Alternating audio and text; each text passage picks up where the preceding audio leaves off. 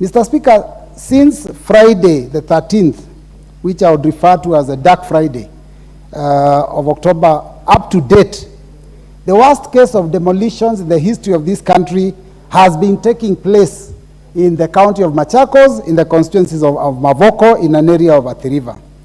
Mr. Speaker, first my sympathies go to those almost 10,000 families that have lost their livelihoods, their homes, their abodes.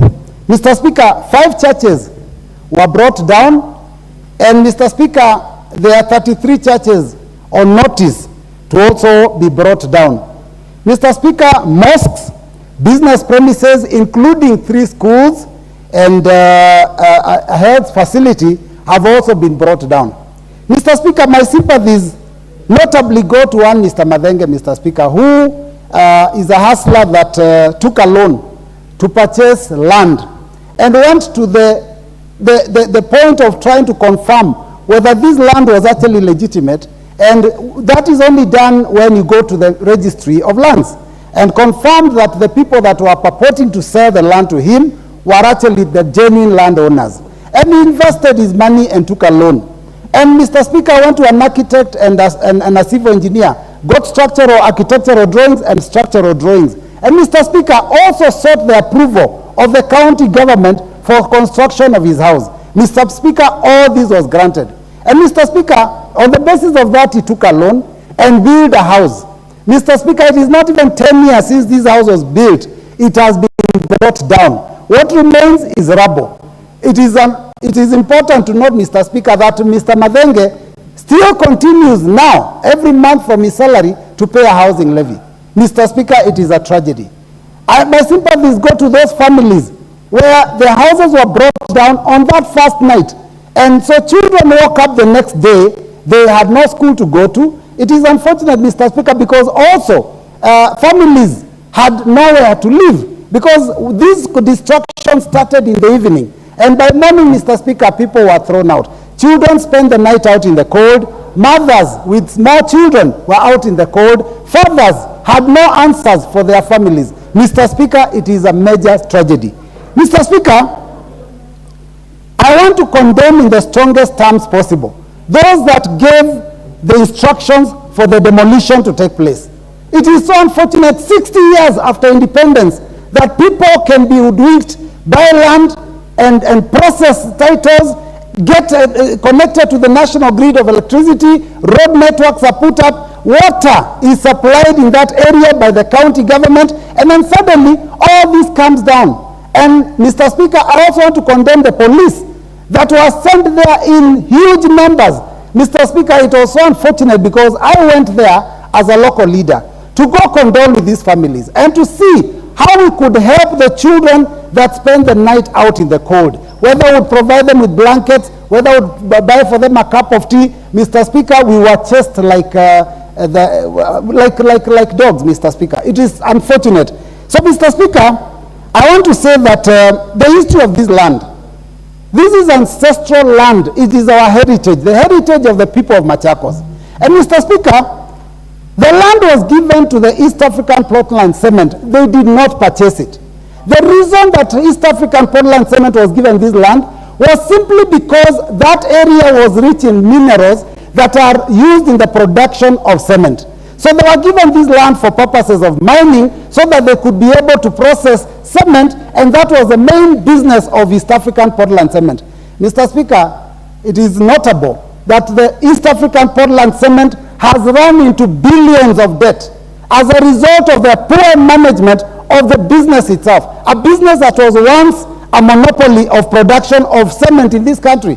And therefore, in order to cover their losses, in order to cover their poor business practices, now East African Portland purports to want to sell the land that belongs to the community of Machakos County. Mr. Speaker, I think that is something we cannot take for granted.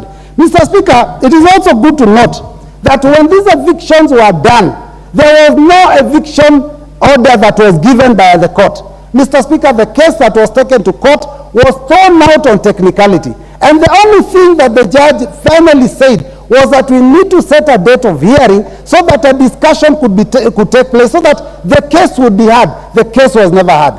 And then, so therefore, after it was thrown out on technicality, bulldozers, the sound of bulldozers, the sound of wailing women and children is what we could hear from that place. So, Mr. Speaker, it is quite an irony that 60 years after independence, people can be thrown out in that manner. Mr. Speaker, it's also notable that Clause 155 of the Land Act does indicate that in order for anyone to be evicted, there must be two things. One, a court order, so that we can be sure that the court process has taken place. And two, Mr. Speaker, a notice of 60 days. You noticed that recently when there was a ruling about the land that was owned by Gerishon Kirima, the late honorable member, they have given the occupants 60 days, and they have also opened up an opportunity for discussions. Mr. Speaker, that was not the case in Mavoko. That was not the case in our region. And Mr. Speaker, it's also good to note that it is on record that there are other areas where there are issues of land disputes and evictions were to take place. And none other than the Deputy President himself, Mr. Speaker, said that he will not allow the evictions to take place in Okalau. Are the people of Mavoko any less than the ones in Okalau? Or is it true that there are people that are shareholders and that those that are not?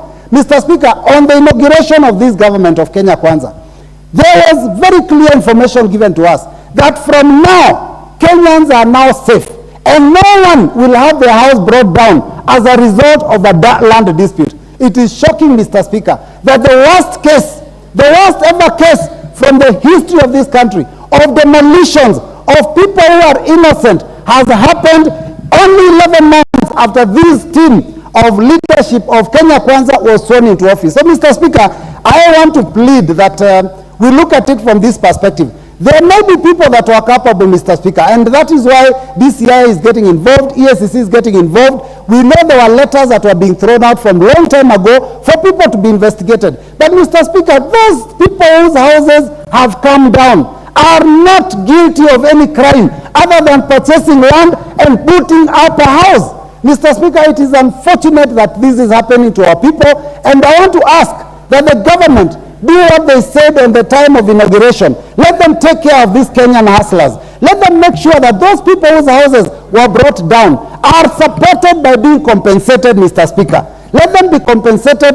Let them not have worked so hard to put up an abode for their families. And that all goes to waste, Mr. Speaker, at a split of a second. Mr. Speaker, with those few remarks, I want to say that it was also unfortunate and shocking when we saw that East African Portland Cement, after bringing down almost 10,000 homes, were now purporting to want to sell the land to the people that were occupying that land. Mr. Speaker, it is unfortunate.